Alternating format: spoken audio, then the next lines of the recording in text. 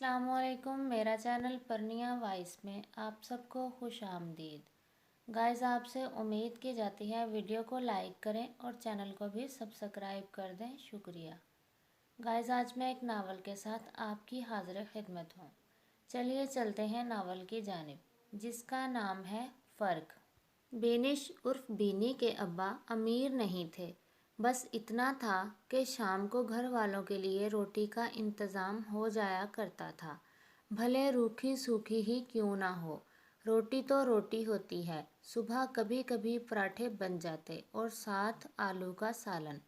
इस गांव में आलू इतने थे जितने नीले आसमान पे सितारे। बीनी ने कई बार गिनने की कोशिश की, मगर नाकाम ठहरी।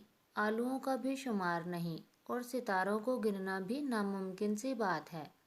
मकई के पीले पीले सोने जैसे आलू आम थे, लेकिन कभी खरीदने की नौबत ना आई थी कि एक खेत छोड़कर दूसरा खेत आलूओं का होता।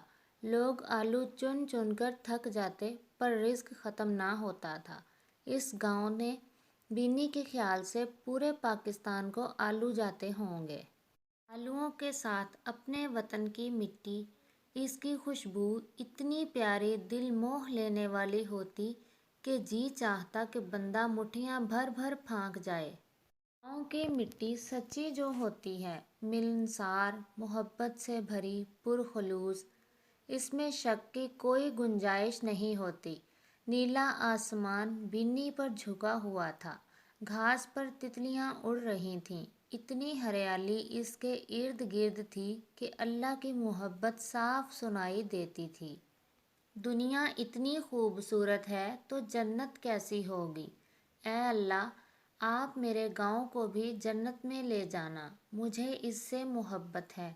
बीनी ने इतने आलू चुने थे जितनी इन्हें ज़रूरत ही नहीं थी। चलो कोई मांग ही लेता है। अरे यहाँ तो मांगना भी कोई नहीं, ये ख़जाना हर किसी के घर में मौजूद है।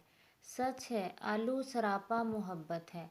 एक दिन बीनी बैठी आलू काट रही थी, साथ हरी प्याज, हरी मिर्च, टमाटर और थोड़ा सा मसाला भी रखा था। वैसे तो वो सब्जियां भी खेत से ले आते थे, तोरी, बैंगन, हरी मिर्च, कद्दू। इस आलूओं के देश में एक शहजादा आ निकला था, लाहौर शहर का बासी। सुना है आने वाला भी बहुत प्यार से बातें करता था, मगर लहजा इनसे यकसिर अलग, बल्कि सबसे अलग। लाहौर मोहब्बत है, मोहब्बतों का शहर है।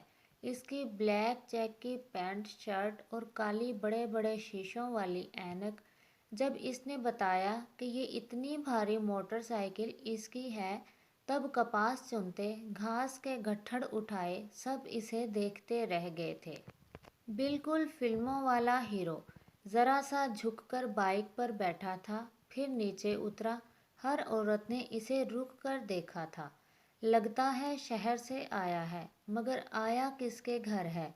हर एक ने एक एक से रुक रुक कर, झुक झुक कर पूछा था। इतनी तेज़ धूप में भी चमके मारता है ये लड़का। खाला नफीसा ने नाक पर उंगली धरी थी। खाला का भतीजा है। हाय, भतीजा है कि चांद है, ये चढ़ा किधर से है। काश ये हमारे आंगन में तलू होता। मैं इसकी सारी किरणें समेट कर अपने संदूक में भर लेती। हर लड़की का ख्वाब था, मगर बीनी का नहीं।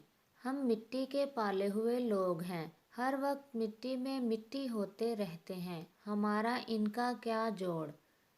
वो शहर का आज़ाद नहीं, बंधा हुआ परिंदा है, लगी बंधी ज़िंदगी गुजारने वाला। बीनी के लिए वो सिर्फ मेहमान था, जो शहर से इसका गांव देखने और अपनी फूफी अतिया से मिलने आया था। सिकंदर ने देखा था, बगौर देखा था कि सिर्फ गांव ही दिल को नहीं लगा। लस्सी ही इसे पसंद नहीं आई। तनूर से निकली गर्म रोटियां और खेत से तोड़ी गई सब्जियां ही इसे अच्छी नहीं लगी, बल्कि इसे बीनी भी बहुत अच्छी लगी है। मैट्रिक पास इसकी प्यारी सी फुफ्फीजाद। ड्रामों में जो अल्हड़ मटियार दिखाई जाती हैं, वो तो निरा मसनूईपन है। इसने तो एक भी फजूल मुस्कुराहट नहीं दिखाई। ना इसके पास घड़ा है, ना वो अदाएं दिखाती है। असल हकीकत गांव की हवाएं ही खालिस नहीं, यहाँ जज्बे भी सच्चे हैं। पता नहीं ड्रामों फिल्मों में कौन सा कल्चर दिखाते हैं। इसने अपनी पैंट की जेब में हाथ डाले लंबी सी सांस ली। बागों में तो पाकीज़गी होती है। अरे तुम कहाँ? वो बीनी के ख्याल से दिल से मुस्कुराया और सर के बालों में हाथ फेर कर रह गया। कोई मुश्किल नहीं, अम्मी को कोई एतराज़ नहीं होगा। हमारा शहर में अपना घर है। जिंदगी अगर बीनी के साथ गुजरे तो समझो जिंदगी के सारे रंग इकट्ठे कर लिए, कुछ बाकी नहीं बचा। सिकंदर मुकद्दर का भी सिकंदर रहा था हमेशा। अम्मी ने इसके मजबूत हाथों को चूम लिया था। जो मेरे बेटे की पसंद वो मेरी पसंद। अम्मी पहले ही बहुत अच्छी थीं। अब वो यकीन से कह सकता था कि वो दुनिया की बेहतरीन माँ है। औलाद को समझने वाली जालिम समाज कहीं नहीं था। मगर इन दोनों की माली हैसियत में ज़मीन और आसमान का फ़र्क था। मगर जब अल्लाह मियाँ मुकद्दर कर दे तो स्वाए शुक्र के बंदा और क्या कर सकता है। बेटी ने तो ऐसा सोचा भी नहीं था। इसकी आंखों ने तो ख्वाब भी अपनी हैसियत के हिसाब से देखे थे। मगर कुदरत ने इसे ज़िंदगी की सारी आसाइशों के लिए चुन लिया था। इसे अपनी आंखों पर यकीन नहीं आता था। वो शहर आ गई थी। अपने गांव में जो तंगी तिरछी देखी थी, इसका यहाँ नामो निशान नहीं था। ना भैंसों के गोबर, ना चारा कुतरने वाली मशीन, ना लस्सी मक्खन निकालने की मुशक्क़त। और घर भी पक्की ईंटों से ऐसा बना हुआ था जैसे इसे ऐसा ही होना चाहिए था। हर शय नफासत से सजी, साफ सुथरी। सिंक में पड़े अनधुले बर्तन भी धुले चमकते लगते। मगर मुमानी कहती, ये धोने वाले हैं। काम काज के लिए मासी नहीं थी, वो अपने काम खुद करते थे। बीनी को लगता यहाँ करने को कोई काम नहीं है, एक अलग ही दुनिया है। सिकंदर ने इसे अपनी कमीज़ इस्त्री करना सिखाई, चिप्स बनवाए और ज़िंदगी की हंसती मुस्कुराती डिगर पर इसका हाथ थामकर चलने लगा था। आस पड़ोस में जैसे गांव में हर कोई हर किसी का दुख सुख बांटे बगैर कहे आ जाता था, वहाँ ऐसा कुछ नहीं था। कभी कभी ही कोई अपने हमसाये के घर ना जाता कि डिस्टर्ब ना करो। जिंदगी यहाँ इसे हैरान कर रही थी। अम्मी ने बटनों वाले फ़ोन से पहली बार इसे फ़ोन किया, तब इसका जी चाहा कि वो छलांग लगाकर बजरिया फ़ोन ही अपने गांव पहुंच जाए। मुस्कुराते भी सोच समझकर और खाते भी थोड़ा सा, वो भी चुन चुन कर, और रात देर तक जागना। मगर सिकंदर के साथ हर तब्दीली ही अच्छी लग रही थी। वो इससे मोहब्बत करता था। वो आलू चिकन का सालन अपनी प्लेट में निकाल रही थी जब सिकंदर इसके पास आ बैठा था। अम्मी, मैं सायरा से मिलकर आ रहा हूँ, बिल्कुल ही बदल गई है।